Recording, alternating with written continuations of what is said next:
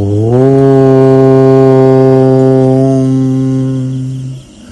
Arunachala Shiva.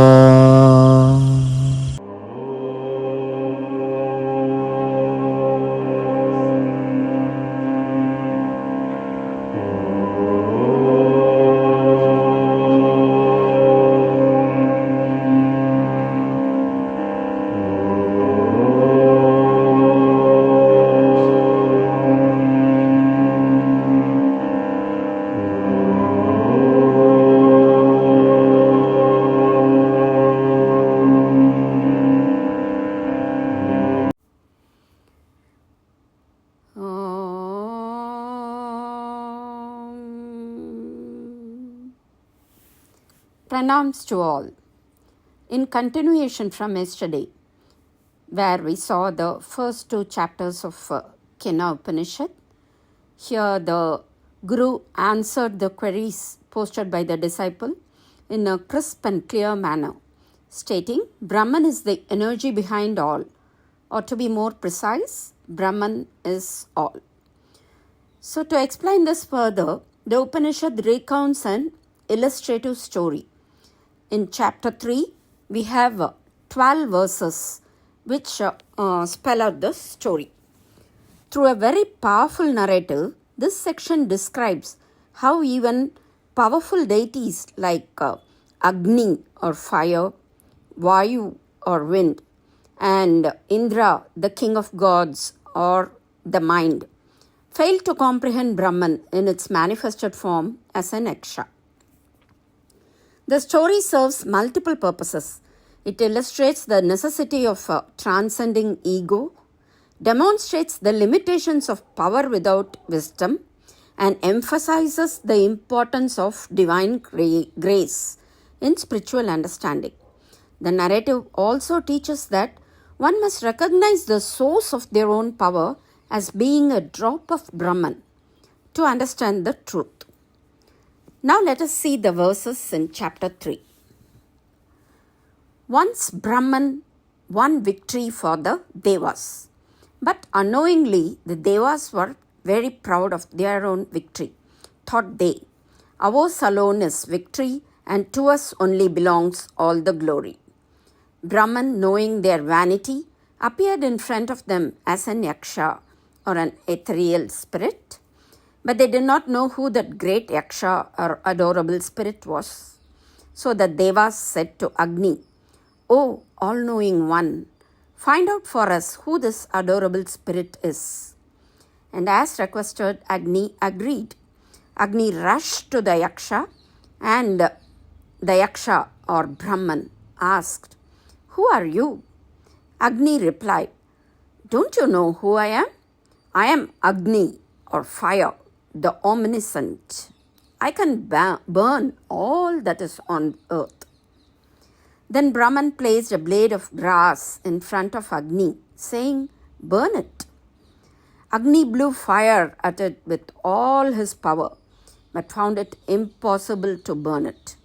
So he returned to the gods and reported, I simply failed to find out who that yaksha is. Next the gods said to Vayu, or the wind, O Lord of the wind, go and find out for us who this great yaksha is and from where. As requested, Vayu agreed. He hastened to the yaksha, and Brahman asked him who he was.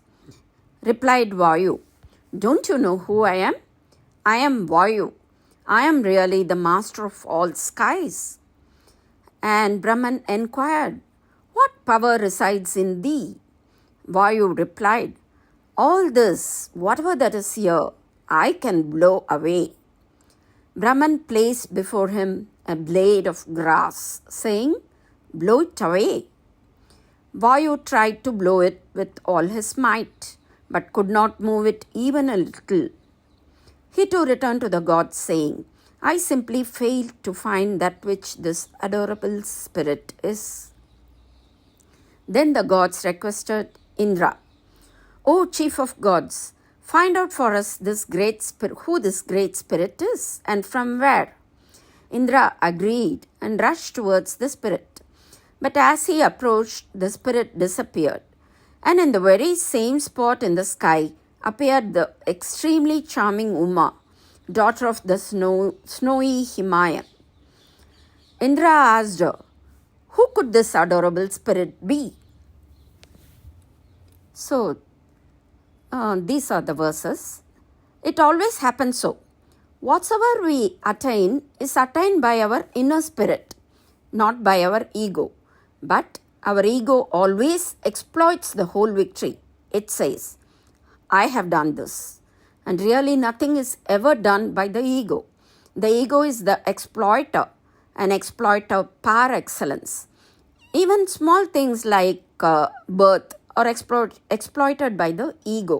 We say, "This is my birthday," as if we have done something about our birth. We say, "My birthday, I was born on this day," as if I did something. The birth just happened. It is a happening and not a doing. But our ego exploits even that. We say, "I breathe." It is absolutely wrong. If it was so, as we say that I breathe, then death would become impossible. Because if we can go on breathing, what can death do? It can do nothing. But then we cannot go on breathing. If the breath goes out and doesn't come back, what can we do? Breathing just happens. We are not breathing. Breathing goes on without us. We can interfere, but we cannot breathe on our will. Breathing is a natural thing. The Brahman breathes through us.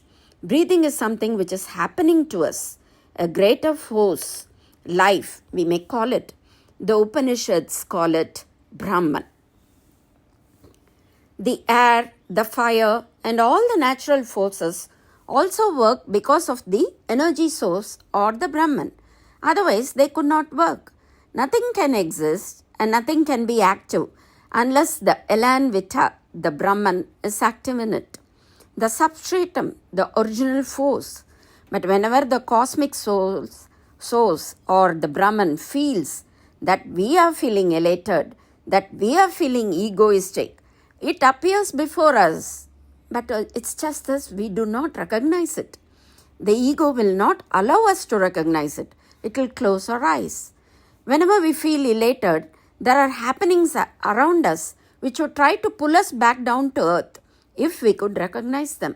But we never recognize them.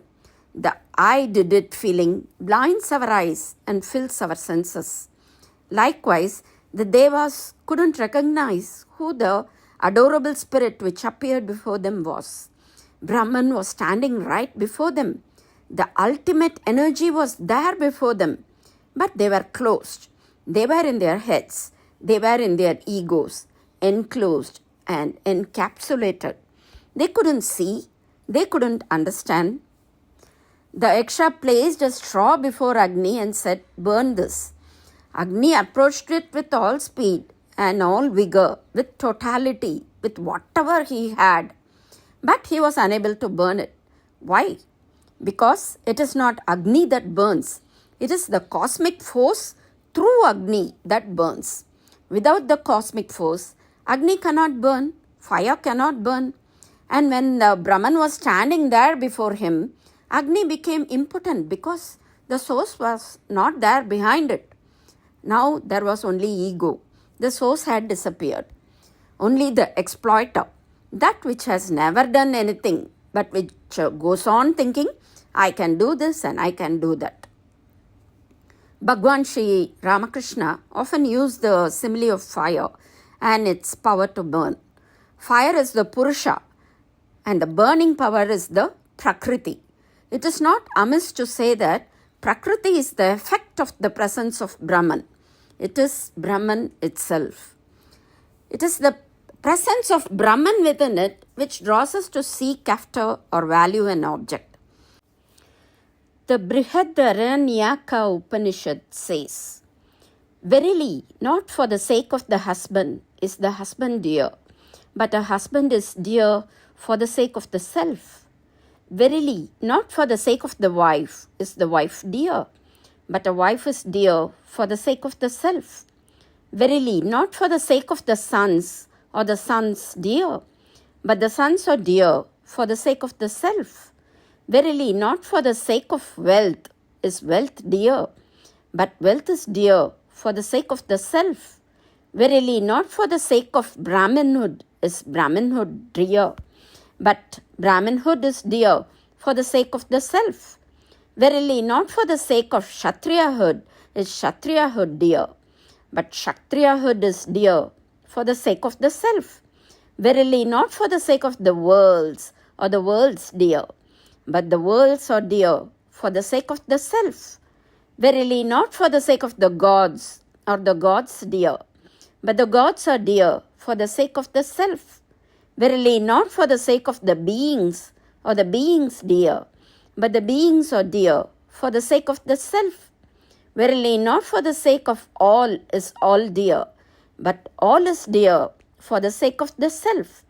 Verily, O Maitreyi, it is the self or Atman that should be seen, heard of, reflected on, and meditated upon.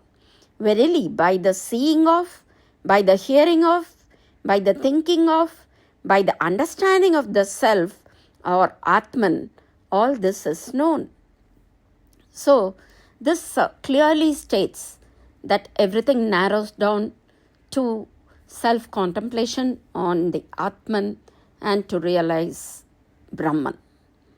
In Zen monasteries, they teach the seekers only one secret, and the secret is do something without bringing the I into it.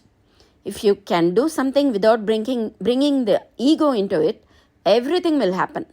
There is a Zen koan, before enlightenment, chop wood, carry water. After enlightenment, chop wood, carry water. That's a short story behind it. Once a very literate seeker came to a monastery to see a monk who got enlightened, as everyone in the town were talking about him. So he saw the monk in the monastery's garden.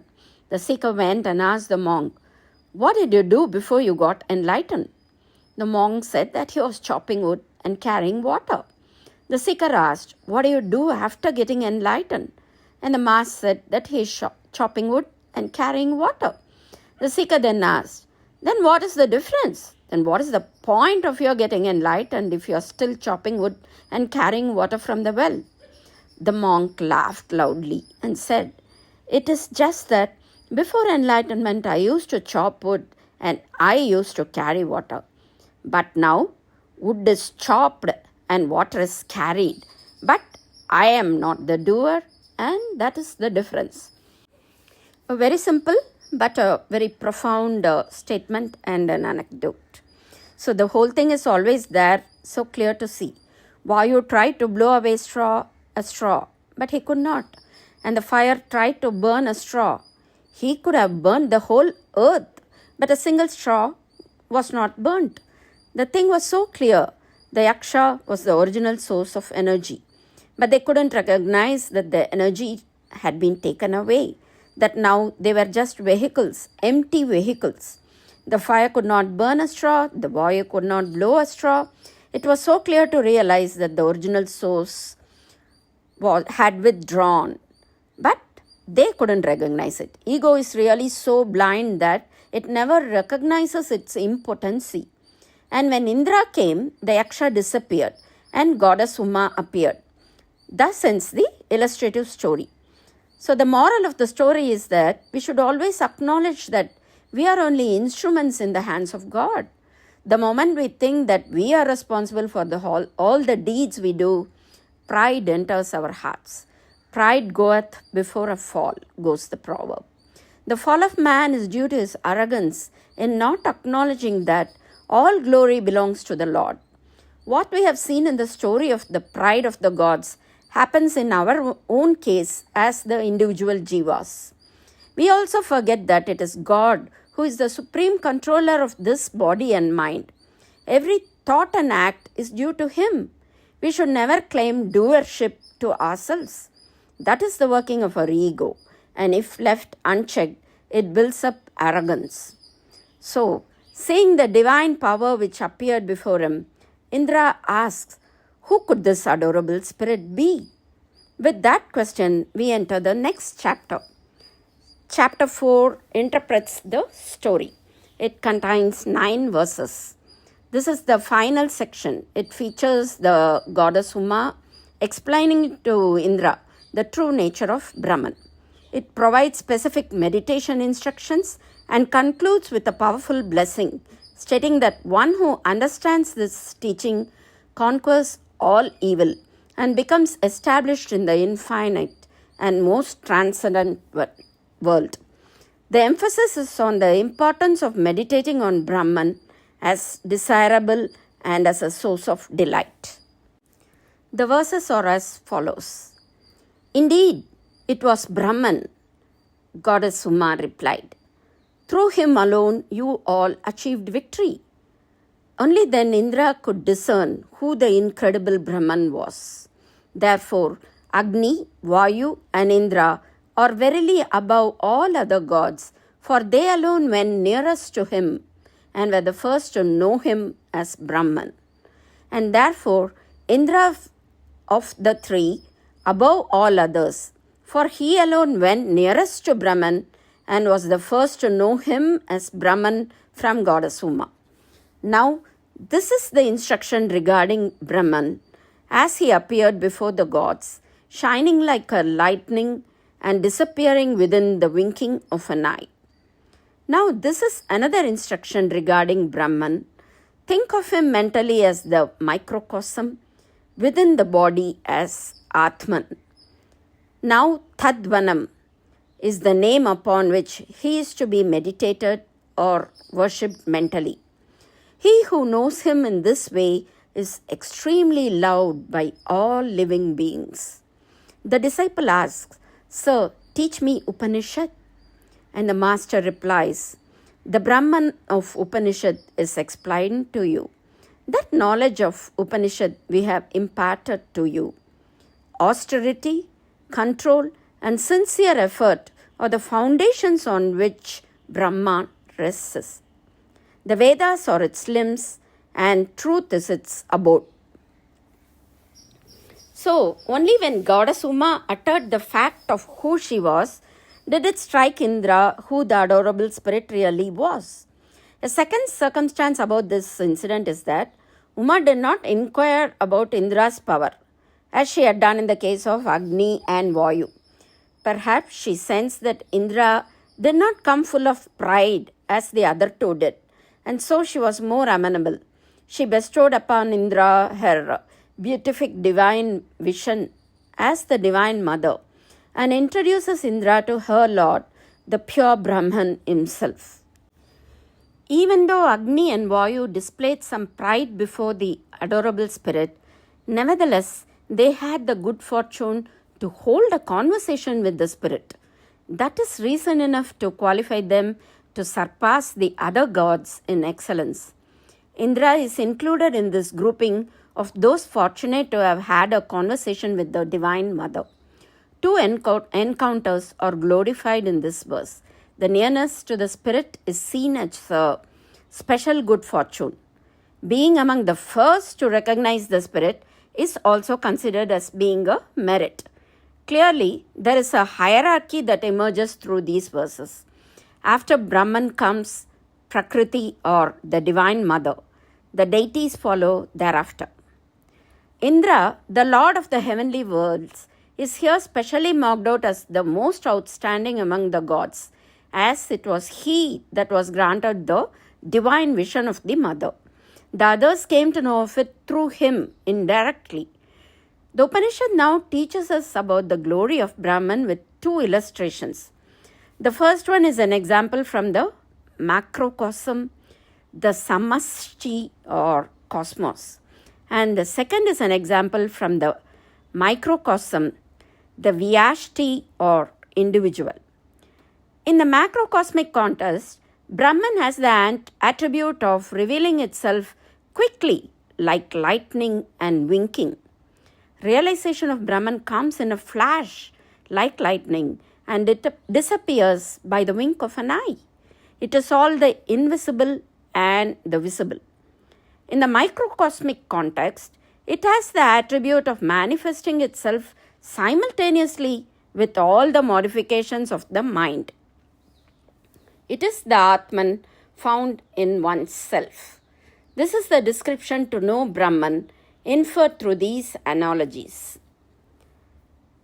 Tadvanam is an Upanishadic name given for Brahman for use in Upasana on Brahman. This name has an interesting origin. Vanam means that which is most adorable. Tad means that. That is not just any name. That is an indication. And there is a great difference. When you do not have a name, then you indicate and say that. It is a finger pointing toward the unknown. That is a finger pointing toward the unknown.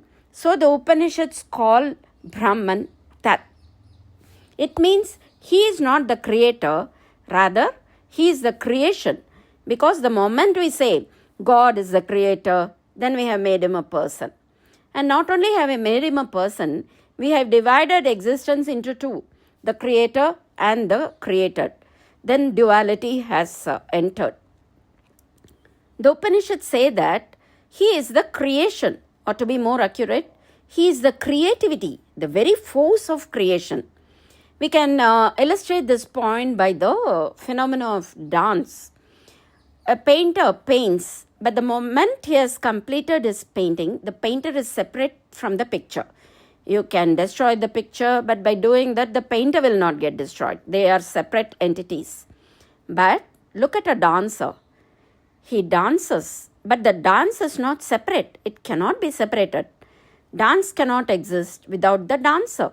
And dancer cannot exist without the dance either.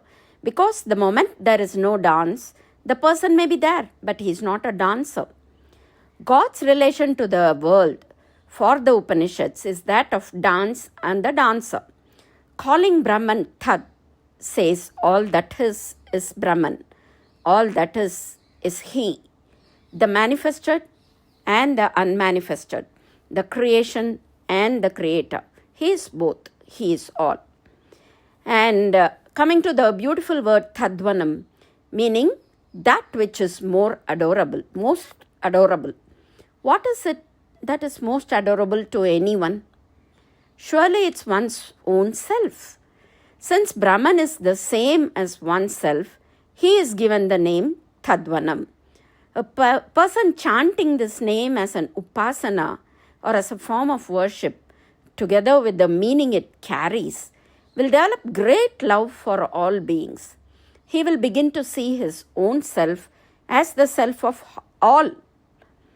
When that happens, then naturally others will also begin to love him equally. Through his love, he endears himself to all. Shankaracharya once told his disciples of a man who really loved birds. The birds used to come and sit all over him. One day, the man's friend, who was a hunter, accompanied him. The birds that day did not approach him at all because they could see the violent feelings in the newcomer. So, when a person sees Brahman in all, he becomes beautiful and all beings get attracted to him. So, that is the concept of Tadvanam, meditating on which makes us beautiful. Next, the disciple asked the Guru to teach him Upanishad. After all this question has a deeper implication. The direct means of attaining Brahman have been given, and some upasanas have been given in this chapter. But as to details regarding the difficulties which one can face along the way, or even to prepare oneself for this appointment, nothing has been said about it. Hence, the student is justified in asking, is there anything more still to come? But the Guru says that the pristine knowledge of Brahman has been imparted to him already. Then he goes to explain the foundation of Brahma Vidya, tapas, dhamma and karma. Tapas is austerity, dhamma is self-restraint, and karma stands for dedicated work or karma yoga.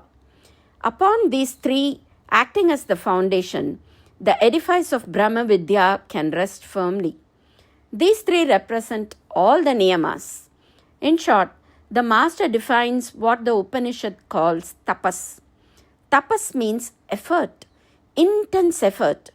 When you bring your total energy to any effort, it becomes tapas. Any effort.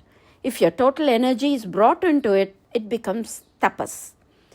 Austerity provides the strength and capacity to the seeker.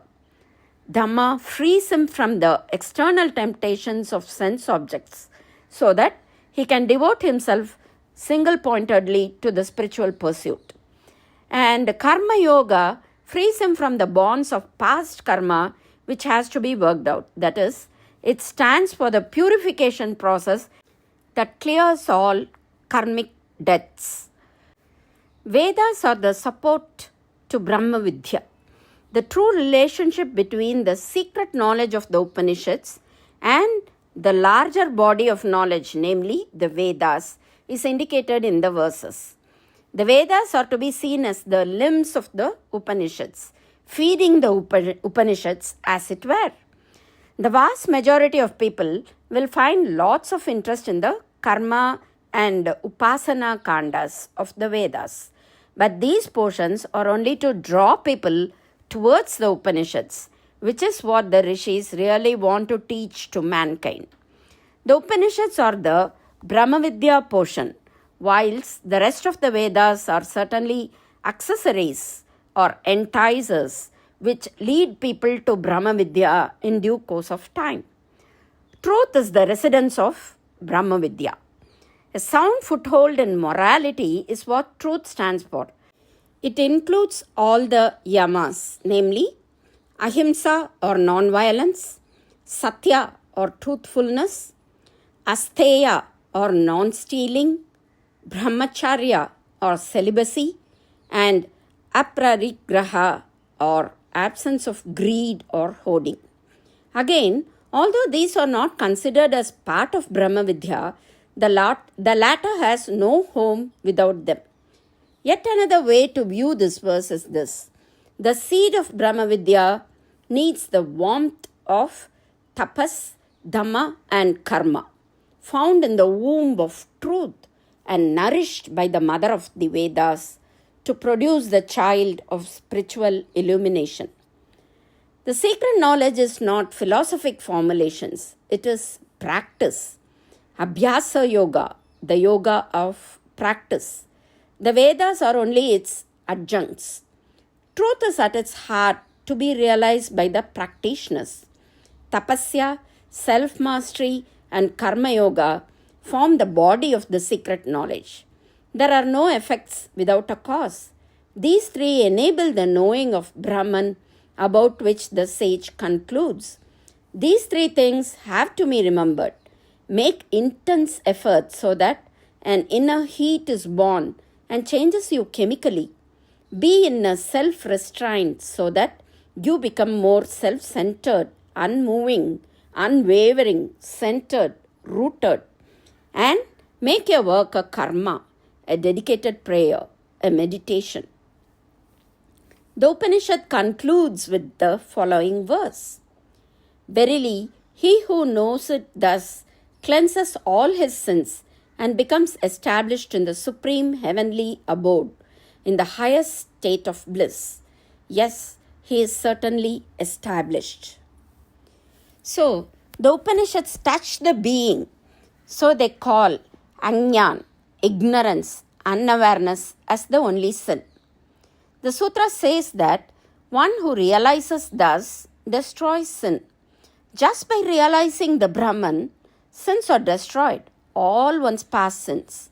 One may have committed many wrong acts through lives and lifetimes which are accumulated there, but they all get destroyed just by reaching and touching the innermost core of our being.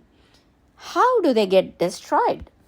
Upanishads say that just by realizing Brahman, just by realizing the suchness, they get destroyed. How? Because you are not doing anything to destroy them. The phenomenon is very subtle. It is just like this. You dream in the night that you are committing a murder, or you have burned the city, or whatever crime which comes to your mind.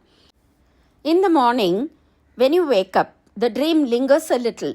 You remember it, but you do not feel guilty about it. Actually, you never committed anything. So the Upanishads say this is the happening.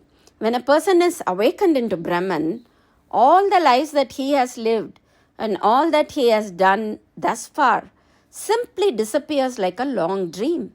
With the new awareness, all that is past appears to be illusory, as if it never happened, or as if it happened in a story, or a dream, or a drama. This sutra says when one realizes Tad, the suchness of existence, the Brahman, all sins are destroyed. The Upanishads say that human consciousness has 4 states. One is while we are awake, the waking consciousness. Second is while we are dreaming, the dreaming consciousness. Third is while we are so fast asleep that there is no dream. That is the sleeping consciousness. And beyond these 3 is the 4th. Upanishads have not given it a name. They simply call it the 4th or Turiya. Turiya means the 4th. That 4th is the state where you realize Brahman. All of the first 3 states are illusory. If you enter the 4th, the sins, all that you have done, simply disappear. Because you come to realize your being, which is not a doer at all. It has not done anything. It is just a witnessing self. And all that was done by nature, the natural laws. The state of being in union with Brahman, our true identity, instead of being in ego consciousness, is a state described as absolute bliss. In brief, this is due to the absence of all dualities in that state. It is an independent state of happiness. In the text, the word Swarga is used. Usually, the word will be translated as heaven. However, that word is qualified by Ananta, meaning endless. Heaven is not endless. One returns from there when merits get exhausted.